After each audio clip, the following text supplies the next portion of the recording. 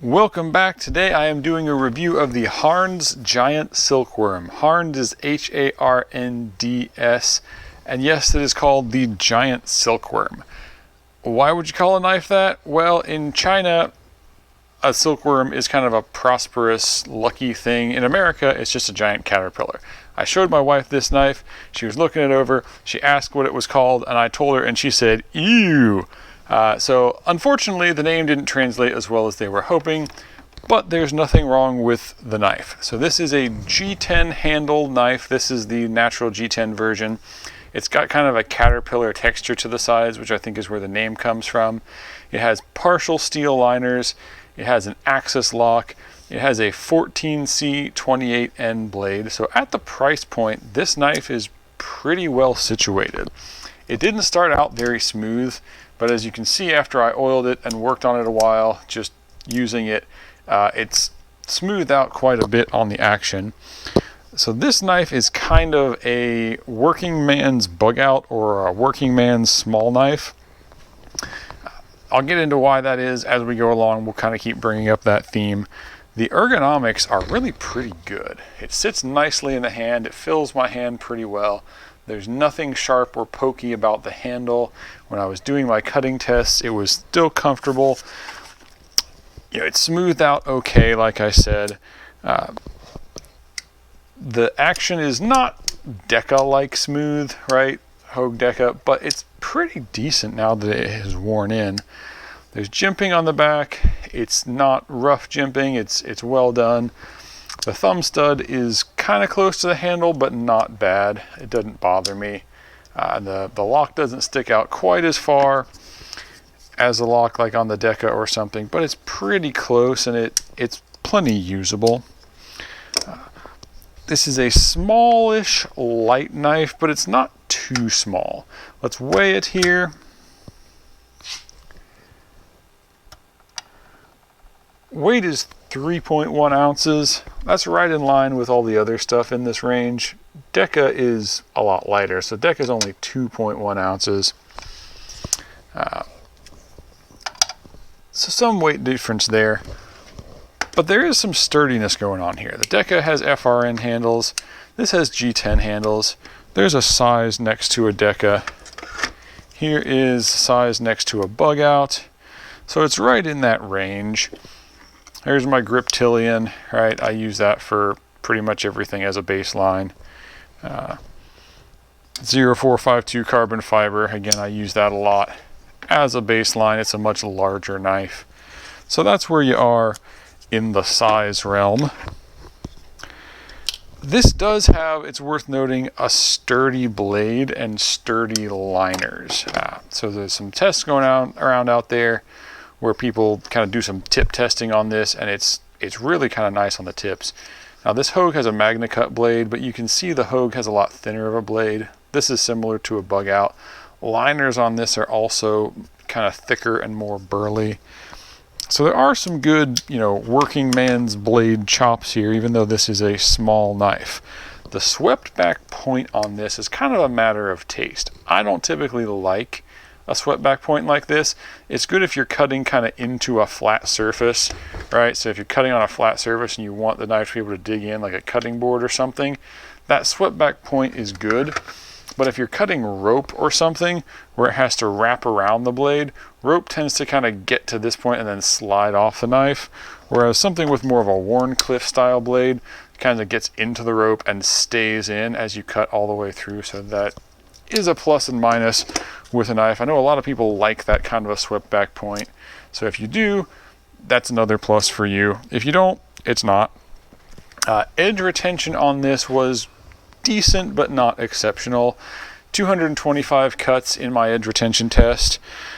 That's good, but it's not good for the steel that this claims to be. So this claims to be 14C28N steel, which normally gets about 100 cuts more than that in my edge retention testing. So I think this one might have just a softer heat treat. Either that or it's not what it claims to be.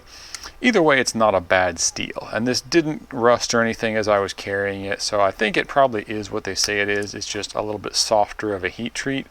Again, if this is going to be a working knife, that's not necessarily a bad thing. So pluses and minuses, not all bad. Let's go ahead and get into some details here. So this is kind of a cool detail. On the pivot pin, their logo is etched in there and it appears to be keyed so it doesn't rotate. I do like G10 on a knife at this price point. Texturing is great. Again, no rough edges. Some engraving on the pocket clip there. Let's go ahead and disassemble it and see what we've got on the inside, sturdiness wise and engineering wise. Pivot pin is a T8, or pivot bolt rather. I'll put this in my tray. Other bolts go down to T6s. I'm looking at the axis lock. There's plenty of lockup on the axis lock there, which is pretty nice. From the outside looks good, and then we'll get a look at it on the inside here in a moment. So like the bug out, the scale is bolted to the liners kind of halfway up the knife. The Deca has a standoff in the back there to bolt into, but then those don't. Yeah, this one doesn't. Not necessarily a durability concern, it's just not as sturdy as that kind of build. But it's not a huge difference. Where are we on bolts? I thought I had all the bolts on this side, and it still won't move. So let's see where we are with bolts. There's definitely still something holding that on. Okay, I'm going to take the bolts out of the other side. And once we've got all the bolts out, we'll try disassembling it again. There's the other liner bolt. Here's the other standoff bolt.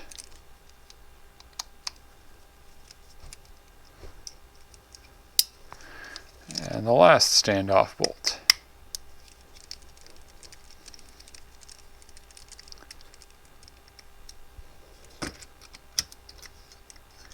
Okay. That is all the bolts I can find in this knife. And it is not budging a bit. It's not even loose. There we go. I think it's just a very tight fit, which is kind of a good thing. I'm going to have to get something to pry. There we go. The G10 is press fit around the standoffs back here. So it just fits very tight, which is actually kind of nice. Some decent build quality there.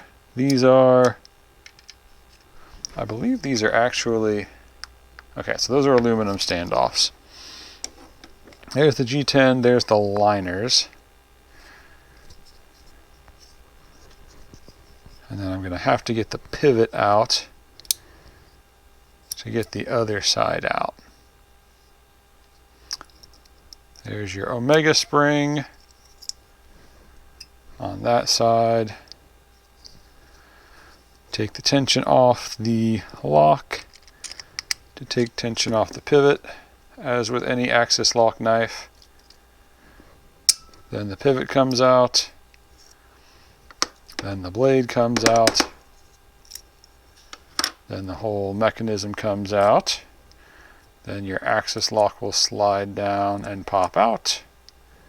And only then will your liners come apart. So there's your liners.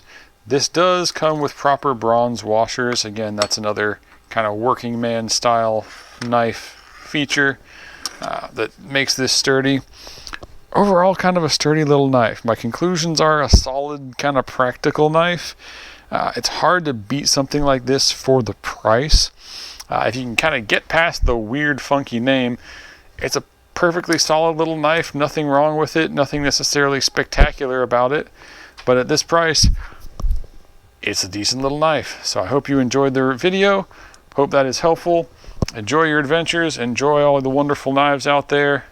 Like, subscribe, do all the YouTube stuff.